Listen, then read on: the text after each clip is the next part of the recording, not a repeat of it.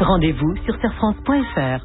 Emmanuel, vous nous dévoilez ce matin les champions de la croissance 2019 en partenariat avec les Échos Week-end. Il s'agit d'un palmarès. 500 entreprises françaises à la croissance la plus forte dans l'Hexagone. Et il n'y a pas, ou on s'en faut d'ailleurs, que des entreprises du CAC. Et oui, il ne suffit pas d'être vedette à la Bourse de Paris pour s'assurer une belle croissance. Alors la période étudiée court de 2014 à 2017, malgré un environnement économique qui s'est avéré de plus en plus difficile au fil des mois, avec notamment les guerres commerciales et puis la montée des craintes liées au Brexit, des entreprises ont vraiment réussi à réaliser des performances exceptionnelles. Leur croissance annuelle moyenne atteint 44%. Inutile de vous dire qu'elles en font rêver bien d'autres. Et alors précisément, que donne le palmarès? Alors écoutez bien, la société qui décroche la première place du classement a enregistré sur la période en question 4400% de croissance de son chiffre d'affaires. Alors son nom ne vous dit rien, c'est la société BIS Rénovation Énergie. Elle est spécialisée dans la rénovation thermique, basée à Caen dans le Calvados. Cette entreprise emploie 80 salariés.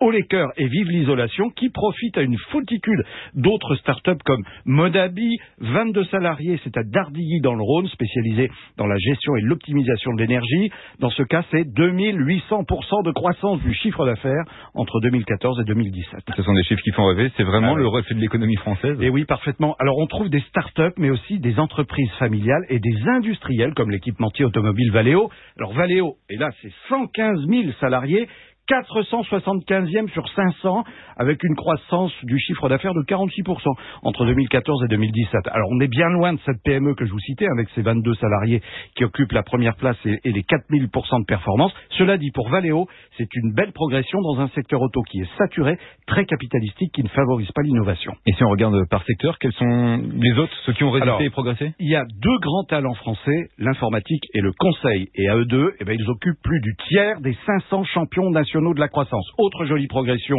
dans des secteurs porteurs car d'actualité, des entreprises de travail temporaire et de portage salarial, avec là encore des noms pas forcément connus du grand public comme Alfir ou Didaxis. Donc une incroyable diversité d'entreprises. Je mets quand même un petit bémol personnel. Encore trop peu de sociétés sont tournées vers l'export dans ce classement.